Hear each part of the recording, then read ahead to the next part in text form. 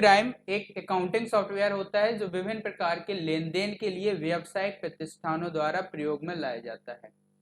विभिन्न व्यावसायिक प्रतिष्ठान जैसे कोई दुकान हो सकती है, कोई कंपनी हो सकती है, या कोई फर्म या कोई इंडस्ट्री या कोई संस्था हो सकती है जो अपने प्रतिदिन के वित्तीय लेन देन जैसे रुपए का लेना देना, ठीक है, इसके अतिरिक्त सामग्री को बेचना खरीदना, इसके अलावा अगर वो कोई सर्विसेज प्रदान करता है तो उन सर्विसेज के रिकॉर्ड को रखना, अगर कोई एम्प्लॉय संस्था है तो एम्प्लॉयज का रिकॉर्ड रखना और उनकी सैलरी का पेरोल वगैरह क्रिएट करना। तो let's start tally prime. Tally prime में अकाउंटिंग क्या होता है, लेखांकन क्या होता है। लेखांकन से अभिप्राय है एक ऐसे महत्वपूर्ण कार्य जो संगठन, व्यापार या व्यक्ति की वित्तीय स्थिति को समझने और प्रतिबंधित करने में मदद करता है। यह प्रतिबंधित नहीं, प्रबंधित करने में मदद करता है, मैनेज करने में।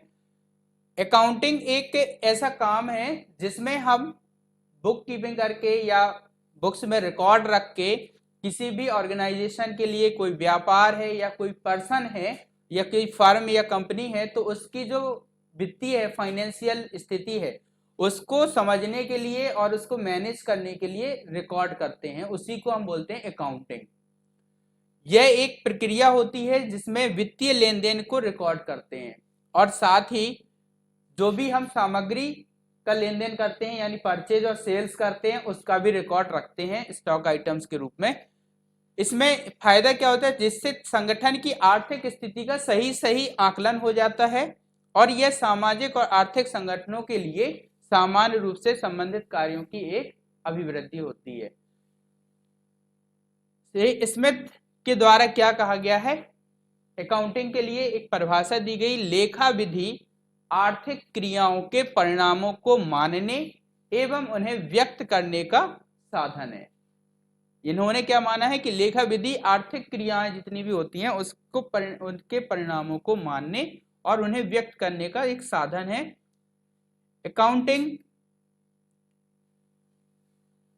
की प्रारंभिक क्रियाओं में हम इन तीन को शामिल करते हैं। पहला क्या है, पहला अभिलेखन यानी रिकॉर्डिंग। लेन देन को पहली बार लिखे जाने की क्रिया को हम अभिलेखन कहते हैं और अभिलेखन को हम रोजनामचा यानी जर्नल में लिख लेते हैं। जैसे आपने एक दुकान चला रहे हैं और सुबह या शाम के टाइम या किसी भी समय पे कोई बंदा आता है और आपसे पेमेंट लेके जाता है, ठीक, अब आप उसकी प्रॉपर एंट्री नहीं कर पा रहे हैं तो आपने उसका जर्नल वाउचर क्रिएट कर देते हैं। अगर आपसे वो सामान इकट्ठा लेकर चला गया है तो अगर आप परचेज लेजर नहीं बना पाए हैं उसका और नया बंदा है परचेज पूरा नहीं किया है तो उसकी एक जर्नल एंट्री जरूर कर देते हैं ताकि रिकॉर्डिंग रहे कि हमारे पास ये चीज हमने दिया है, ठीक। और फिर उसका प्रॉपर लेजर क्रिएट करके और प्रॉपर उसकी वाउचर एंट्री करते हैं। वर्गीकरण क्लासिफिकेशन, अभिलेखित मदों को यानी जो रिकॉर्डिंग हमने किए उन्हीं को अलग अलग भागों में विभाजित करके लिखे जाने की क्रिया को हम क्लासिफिकेशन कहते हैं। वर्गीकरण को हम खाता भी कहते हैं यानी लेजर, तो लेजर क्रिएट करते हैं, फिर उनका विधिवत अकाउंटिंग वाउचर्स क्रिएट करके उसे हम अच्छे से क्या कर लेंगे, हम समेकित कर लेंगे या संक्षेपित कर लेंगे। तो यहाँ पे अगला जो है वो है संक्षेपण, समराइजिंग। वर्गीकृत मदों को एक जगह लिखे जाने की क्रिया को हम संक्षेपण कहते हैं और इसमें प्रयोग में लाया जाने वाला जो मेन वर्ड है वो है ट्रायल बैलेंस। जब हमें किसी भी संक्षेपण को चेक करना है तो हम उसका ट्रायल बैलेंस चेक कर लेते हैं। इसके लिए आप बैलेंस शीट का यूज कर सकते हैं और प्रॉफिट एंड लॉस का। लेखांकन से लाभ क्या है, पहला तो ये स्मरण रखने में आसान होता है। आपने किसी को कुछ सामान दिया या कुछ अमाउंट दिया और फिर आप भूल गए तो ये एक नुकसान है, ठीक। उसकी रिकॉर्डिंग करना जरूरी है, इसलिए ये टैली सॉफ्टवेयर में अगर हम इसको रिकॉर्ड कर लेते हैं तत्काल तो भी, और यदि आप जनरल बुक यूज कर रहे हैं तो आप उसमें भी उसको रिकॉर्ड कर लेते हैं तो वो हमें याद रखता है। ये लेखांकन का फायदा है कि हमें स्मरण रखने में आसानी होती है। लेखांकन से व्यवसाय से संबंधित कई महत्वपूर्ण सूचनाओं जैसे लाभ हानि की जानकारी, संपत्ति तथा दायित्व की जानकारी, यानी हमारे पास कितनी एसेट्स है और कितनी लायबिलिटीज हैं जो हमें चुकानी है, जो हमें पैसे देने पड़ेंगे। और इसके अलावा व्यवसाय की आर्थिक स्थिति कैसी है, इन सारी बातों की जानकारी हमें अकाउंटिंग से प्राप्त हो जाती है। न्यायालय में अगर कोई वाद हो जाता है, यहाँ पे वाद की जगह पे वाद पढ़िए, यानी कोई जुडिशियल प्रॉब्लम है तो उसके लिए भी आप इसको एक साक्षी के रूप में प्रस्तुत कर सकते हैं। मान लीजिए कोई ट्रांजैक्शन में कोई हेरफेर हो गया और वो बंदा कह रहा है कि नहीं मैंने रुपए दिए थे, आपके रुपए पूरे चुका दिए हैं, तो यहाँ पे अगर वो कोर्ट में भी चला जाता है तो आप इसको लेखांकन जो आपने किया हुआ है वो मान्य होता है। वित्तीय लेखा से कर्मचारियों की वेतन, बोनस, भत्ते, इन संबंधित समस्याओं के निर्धारण में भी हमें मदद मिलती है। वित्तीय लेखा करने से जो टैक्स है उसके निर्धारण में सुविधा हो जाती है, और जब भी इसका ऑडिट होता है तो हम पेपर वर्क हमें इजीली हम कर लेते हैं और आसानी से वो सारे सबमिट करके आईटीआर दाखिल कर सकते हैं। इसके अलावा टीआर दाखिल कर सकते हैं, टैक्स रिटर्न के लिए फाइल दाखिल कर सकते हैं, टैक्स पे कर सकते हैं और उसको विधिवत आप रिकॉर्ड भी रख सकते हैं। नाउ टैली प्राइम क्या है? अभी आपने समझा लेखांकन, जो जनरली आप दुकान करेंगे या कोई फर्म खोलेंगे या कोई कंपनी खोलेंगे या कोई भी प्रतिष्ठान आप प्रारंभ करेंगे तो उसके लिए शुरुआत में आपको एक बुक तैयार करनी होगी, वो अकाउंटिंग के अंतर्गत है। ठीक है, अब अकाउंटिंग के बाद हम आते हैं उसको डिजिटलाइज करना, यानी कि रिकॉर्ड करना सिस्टम में, कंप्यूटर में। तो उसके लिए एक सॉफ्टवेयर है टैली। टैली का लेटेस्ट वर्जन है टैली प्राइम, जिसमें टैली प्राइम क्या है, तो टैली प्राइम एक बिजनेस अकाउंटिंग सॉफ्टवेयर है जो पूरे भारत में और विश्व में कई विभिन्न देशों में वित्तीय ट्रांजैक्शन यानी वित्तीय लेन देनों को प्रबंध करने के लिए, इनवॉइस तैयार करने के लिए और कई अन्य तरह के लेखांकन संबंधित कार्यों को क्रियान्वित करने के लिए प्रयोग में लाया जाता है। यह एक कॉम्प्रिहेंसिव सॉफ्टवेयर है जो कि टैली सॉल्यूशन प्राइवेट लिमिटेड द्वारा विकसित किया गया है। इसे हिंदी में भी नोट डाउन कर सकते हैं आप। टैली प्राइम एक व्यावसायिक लेखा सॉफ्टवेयर है जो भारत और अन्य देशों में व्यापक रूप से उपयोग किया जाता है वित्तीय लेन देन, चालान बनाने और अन्य लेखा संबंधित कार्यों को संचालित करने के लिए। यह टैली सॉल्यूशन प्राइवेट लिमिटेड द्वारा विकसित एक पूर्ण सॉफ्टवेयर समाधान है। टैली प्राइम में book keeping, inventory management, payroll processing और विभिन्न वित्तीय रिपोर्ट्स जैसी सुविधाएं शामिल हैं और यह व्यावसायिक प्रक्रियाओं को आसान बनाए रखने और व्यावसायिक आवश्यकताओं के साथ अनुरूप में व्यावसायिक आवश्यकताओं के अनुरूप कार्य करने में मदद करने में महत्वपूर्ण भूमिका भी निभाता है Tally Prime. Now come to the point, ledger in Tally. Tally में कौन कौन से लेजर होते हैं और इनको हम कैसे तैयार करते हैं, तो इससे पहले एक नजर डाल लेते हैं इसकी डेफिनेशन पे कि लेजर है क्या। लेजर एक अहम लेखा नोटबुक है, एक अकाउंटिंग नोटबुक है जो किसी व्यापार या संगठन की सभी वित्तीय लेन देन तथा खाता किताबों की जानकारी को संग्रहित करता है। यह सभी व्यावसायिक घटनाओं का संग्रहण करता है, सभी व्यावसायिक घटनाएं, जैसे आपने कितना सामान बेचा, सामान किसको बेचा, उधार सामान खरीदा, नगद सामान खरीदा, किससे सामान खरीदा, कहां से खरीदा, कितना टैक्स पे किया, इन सारी चीजों की, या आपने इनडायरेक्ट एक्सपेंसेस कौन कौन से किए, डायरेक्ट एक्सपेंसेस कौन किए, डायरेक्ट इनकम क्या हुई, इनडायरेक्ट इनकम क्या हुई, इन सारी चीजों का लेखा जोखा आप लेजर में कर लेते हैं। लेजर ग्रुप, टैली प्राइम में बाय डिफॉल्ट 28 ग्रुप तैयार होते हैं जिन्हें प्री डिफाइंड लेजर कहते हैं। ये पहले से ही बने हुए होते हैं, जिनमें से 2 लेजर कैश और प्रॉफिट एंड लॉस आपको बनाने नहीं होते हैं, ये क्रिएट हो जाते हैं। और टैली प्राइम में ग्रुप जो है वो 2 भागों में बटे हुए हैं। पहला ग्रुप है प्राइमरी ग्रुप और दूसरा सेकेंडरी ग्रुप, जो प्राइमरी ग्रुप के अंतर्गत आता है। प्राइमरी ग्रुप में आते हैं capital group, loans and liabilities, current assets, current liabilities, fixed assets, purchase account, sales account, indirect expenses, direct expenses, indirect income, direct income, miscellaneous expenses, branch divisions, suspense account and investment account, यानी कुल 15 account. ये 15 type के group जो है वो primary group के अंतर्गत आते हैं। और इनके अंतर्गत ये सेकेंडरी ग्रुप्स आते हैं, reserve and surplus, secured loans. तो रिजर्व एंड सरप्लस आपका कैपिटल ग्रुप में आता है, अनसिक्योर्ड लॉन और सिक्योर्ड लॉन्स ये भी कैपिटल ग्रुप में, इसमें लॉन्स लाइबिलिटीज में आ जाएंगे। Bank ODD, cash in hand, stock in hand, sundry debtors, sundry creditors, bank account, loan and advance, deposits, duties and taxes and provision, ये सभी आपके सेकेंडरी ग्रुप होते हैं जो प्राइमरी ग्रुप के अंतर्गत आते हैं। अकाउंटिंग टर्मिनोलॉजी की बात करें तो लेजर क्या है? यह एक वित्तीय खाता जिसमें एक व्यक्ति, संगठन या व्यापार की कर हर वित्तीय लेन देन का विवरण शामिल होता है। खाता यानी अकाउंट क्या होता है? एक खाता एक विशेष प्रकार की लेन देन का समूह होता है जिसमें समान प्रकार की वित्तीय गतिविधियों को शामिल किया जाता है। जैसे आपका एक अकाउंट परचेज अकाउंट हो सकता है, सेल्स अकाउंट हो सकता है, ठीक है, कोई सन्ड्री डेटर्स या क्रेडिटर्स का अकाउंट हो सकता है।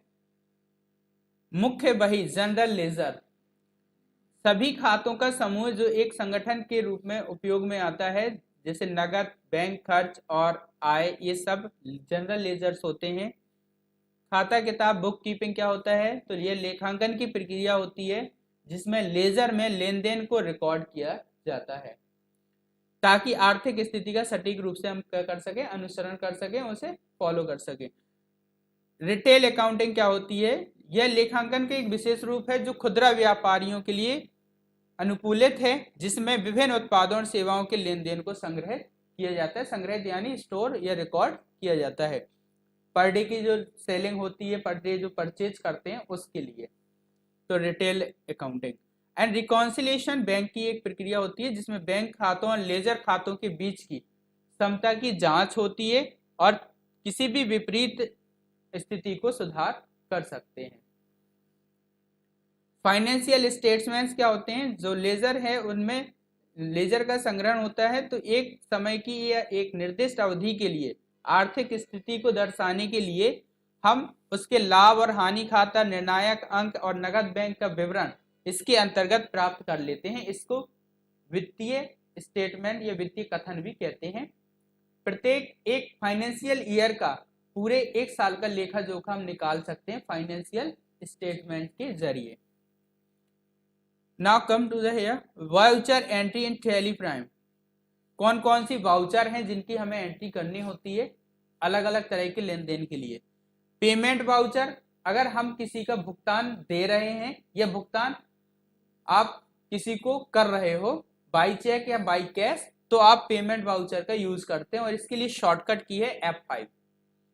रिसीट वाउचर, अगर आप किसी से भुगतान प्राप्त कर रहे हैं तो उसे आप रिसीट वाउचर में भरते हैं और इसके लिए शॉर्टकट की है F6। अगर आप कहीं से सामान किसी प्रतिष्ठान से या किसी कंपनी से या किसी दुकान से सामान खरीद रहे हैं और उसका एक अकाउंट आपको बनाना है, तो आप उसके लिए बनाएंगे परचेज वाउचर, ठीक है, परचेज वाउचर करेंगे, उसमें F9 प्रेस करके आप परचेज वाउचर एंट्री कर सकते हैं। इसी तरह किसी को सामान बेच रहे हैं तो उसकी एंट्री करने के लिए आपको बनाना है सेल्स वाउचर, शॉर्टकट इसका है F8, ठीक। कंट्रा वाउचर, बैंकीय या कैपिटल अकाउंट के द्वारा बैंक में जो ट्रांजैक्शन होगा वो कंट्रा वाउचर के अंतर्गत आएगा, ये F4 से आप इसे एंटर कर सकते हैं। जर्नल वाउचर रोजनामचा होता है, पर डे जो सुबह आपके जो दैनिक क्रियाओं में जल्दी से कोई ट्रांजैक्शन आपको रिकॉर्ड करना है तो आप जनरल वाउचर में एंट्री कर लेते हैं। Credit note voucher, debit note voucher क्या होते हैं? जब पेमेंट हमारा हम किसी से दिया और वो वापस पेमेंट आ जाता है तो क्रेडिट नोट वाउचर में आप उसको फिल करते हैं। और डेबिट नोट वाउचर के थ्रू आपने अगर किसी को भुगतान किया है और वो भुगतान आपको रिटर्न मिल जाता है तो आप डेबिट नोट वाउचर के जरिए उसको फिल करते हैं। मेमोरेंडम वाउचर, याददाश्त के लिए कोई भी चीज अगर आपका छूट रहा है तो आप उसको लिख सकते हैं। Purchase order voucher, control F9 का प्रयोग करके आप इसको रिटर्न, जो भी आपने रिटर्न आया है उसको करते हैं। सेल्स ऑर्डर वाउचर में भी आप कंट्रोल F8 का प्रयोग करेंगे और इससे जो रिटर्न आएगा, जो रिटर्न आप करेंगे उसको भरेंगे। ठीक। Delivery note voucher, receipt note voucher, rejection in voucher, rejection out voucher, stock journal voucher, physical stock voucher और अदर वाउचर। इस तरह से कुल 18 से अधिक वाउचर इसमें प्रयोग में लाए जाते हैं। इनके शॉर्टकट भी आप नोट कर सकते हैं, लिख सकते हैं। तो अब हम लोग समझ चलते हैं स्क्रीन पे और जानेंगे किस तरह से हम वाउचर क्रिएट कर सकते हैं।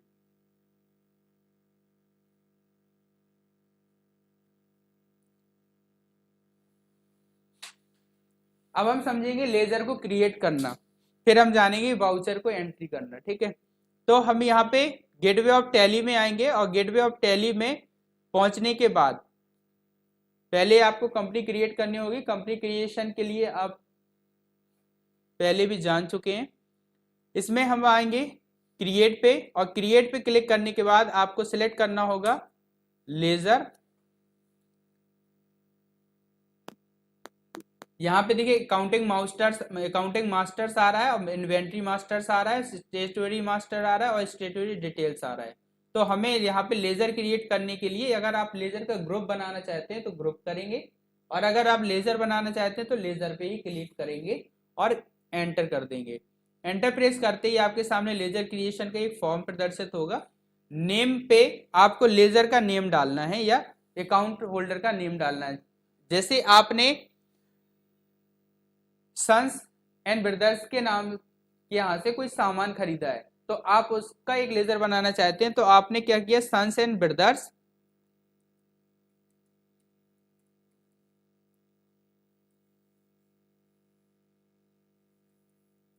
अकाउंट भी यहाँ पे क्रिएट किया और यहाँ पे एलियास में उसका शॉर्ट नाम डाल दीजिए SOB and under capital account ना रख करके हम इसको रखेंगे जिससे हम सामान खरीद रहे हैं, उधार माल खरीद रहे हैं, उसको हम सन्ड्री क्रेडिटर्स के अंतर्गत रखते हैं। तो सन्ड्री क्रेडिटर्स आप सिलेक्ट कर लेंगे।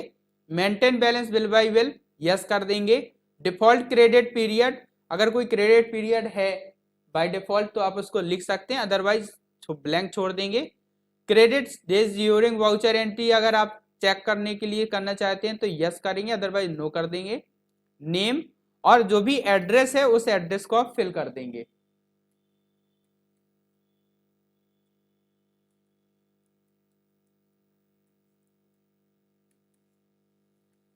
एंड एड्रेस फिल करने के बाद स्टेट सेलेक्ट करेंगे, कंट्री सेलेक्ट करेंगे और यहाँ पे आप पिन कोड एंटर कर देंगे। प्रोवाइड बैंक डिटेल्स में अगर बैंक डिटेल्स आप चाहते हैं तो यस कर देंगे। TFMS के थ्रू अगर आप पेमेंट करना चाहते हैं, NEFT के थ्रू करना चाहते हैं तो आप यस कर दीजिए, अदरवाइज नो रहने दीजिए। और पैन नंबर, रजिस्ट्रेशन टाइप और GST नंबर ये सब आपको फिल करके आपको इसे एक्सेप्ट करा लेना है और यस कर देना है। दूसरा लेजर क्रिएट करने के लिए आप फिर से नेम पे क्लिक करेंगे और नेम पे आप नाम डाल देंगे। जिसे मैंने यहाँ पे नीलम इंडस्ट्री डाल दिया। अंडर जहां हम सामान को, ये चूंकि हम इसको बनाने जा रहे हैं कि नीलम इंडस्ट्री के नाम से आपने एक कंपनी शुरू की तो आप उसे कैपिटल अकाउंट में डाल सकते हैं। अगर आप उसको खरीदार के रूप में तैयार कर रहे हैं तो आप क्रेडिटर के रूप में बनाएंगे, सन्ड्री क्रेडिटर। मान लीजिए नीलम इंडस्ट्री एक ऐसी इंडस्ट्री जहां से आप माल पिक करते हैं या खरीदते हैं तो आप उसको सन्ड्री क्रेडिटर में डालेंगे और बाकी जिसके तहत ऐसे ही करके आप उसे एक्सेप्ट कर देंगे। इसके बाद इसको एस्केप करके बाहर निकलेंगे।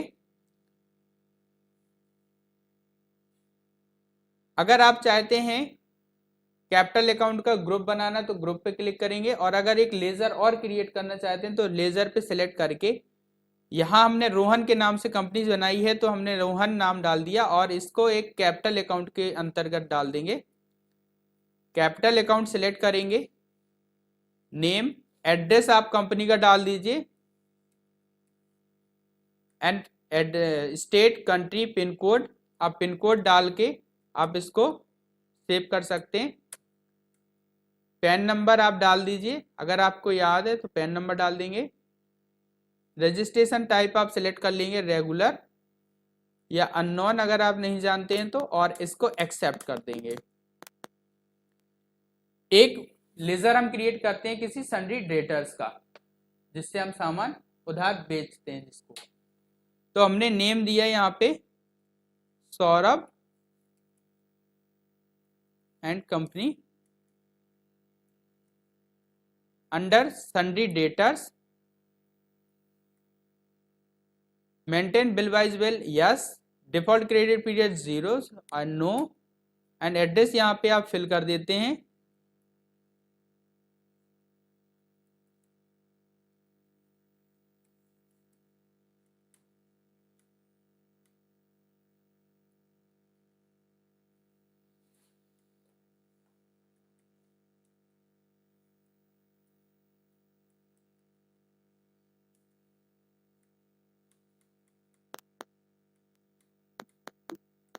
एक्सेप्ट करा लेते हैं और फिर वापस आ करके अब हम क्रिएट करेंगे स्टॉक आइटम्स और स्टॉक ग्रुप। तो यहाँ पे आएंगे स्टॉक ग्रुप पे। स्टॉक ग्रुप में स्टॉक ग्रुप को समझ लेते हैं, जैसे कोई सामान है और एक जैसी कैटेगरी का सामान आप खरीद रहे हैं तो उसको हम एक स्टॉक ग्रुप के अंतर्गत रखते हैं। फॉर एग्जाम्पल हमने यहाँ पे रख दिया है Puma,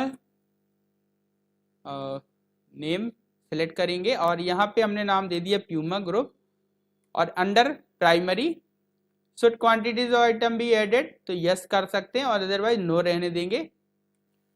should quantities of item be added, यदि आइटम्स एडिट करना चाहते हैं ग्रुप में तो यस कर दिए, अदरवाइज नो कर देंगे। And as per company stock group या जीएसटी क्लासिफिकेशन का यूज करना चाहें तो यूज जीएसटी क्लासिफिकेशन आपको सेलेक्ट कर लेना है। फिलहाल as per company stock group करेंगे एंड इसको भी और एक्सेप्ट कर देंगे। अभी हम समझ रहे हैं नॉन जीएसटी वाले बिल और अकाउंटिंग वाउचर्स को क्रिएट करने के लिए। स्टॉक ग्रुप बन जाएगा एंड इसके बाद हम करेंगे इसके लिए स्टॉक आइटम के लिए यूनिट तैयार करेंगे। यूनिट पे क्लिक करेंगे, सिंपल हमने यहाँ पे NOS सेलेक्ट कर लिया, यानी NOS टाइप कर देंगे। फॉर्मल नेम आप डाल देंगे नंबर ऑफ आइटम्स,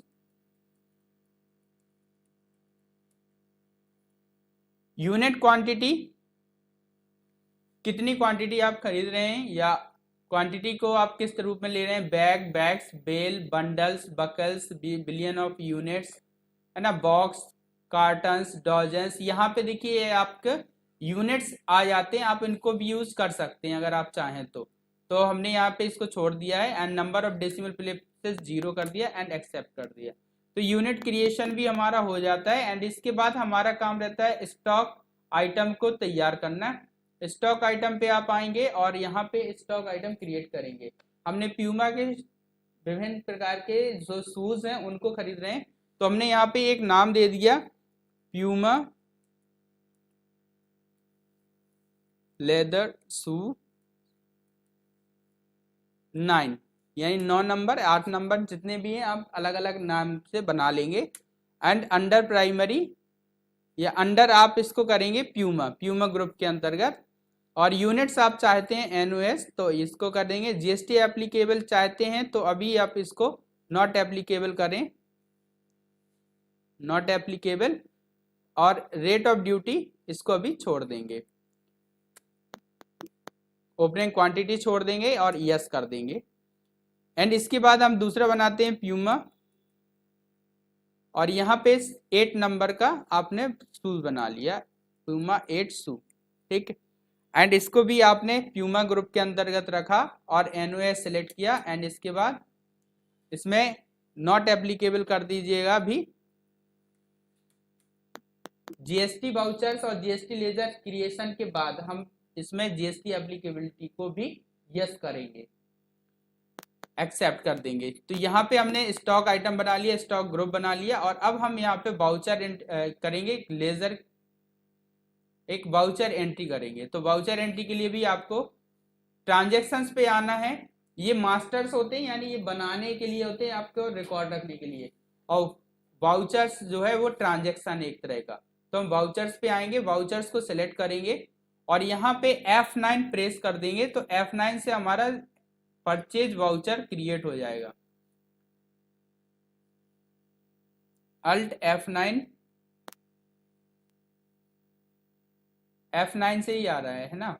तो F9 को आप क्लिक कर दें या फिर जो है कीबोर्ड से F9 प्रेस करें। सप्लायर इनवाइस नंबर में आपको इनवाइस नंबर डालना है, जो बिल आपको प्राप्त होगा जब आप सामान खरीदेंगे, तो उस सामान के बिल पे आपको ऊपर इनवाइस नंबर लिखा हुआ मिल जाएगा। आप वही इनवाइस नंबर आप यहाँ पे रेफरेंस में यूज कर सकते हैं। डेट, जो तारीख होगी वो आप तारीख लिख सकते हैं। यहाँ मैं एक बात क्लियर कर दूं कि ये एजुकेशनल मोड पे टैली चल रही है और इसमें आपका डेट मॉडिफिकेशन केवल 1 या 2 होता है और अप्रैल और जुलाई सिलेक्ट होता है, इसके अलावा कोई और डेट नहीं डलती है। पार्टी अकाउंट नेम सिलेक्ट करेंगे। यहाँ पे हमने खरीदारी की नीलम इंडस्ट्री से, और नीलम इंडस्ट्री का रिसीट नोट नंबर आप डाल दीजिए अगर कोई है तो, और अगर जो है डेट और डिस्पैच डिटेल है तो उसको आप डाल सकते हैं। एंड इसके बाद इसको एक्सेप्ट कर लेंगे। एक्सेप्ट करने के बाद इससे बाहर आ जाएंगे और परचेज लेजर, आपने चूंकि हमने परचेज लेटर क्रिएट नहीं किया है तो हमें यहाँ पे हम डायरेक्ट यहीं से क्रिएट करने के लिए आप क्रिएट पे क्लिक कर देंगे और एक परचेज लेजर तैयार कर लेंगे और एक सेल्स लेजर भी।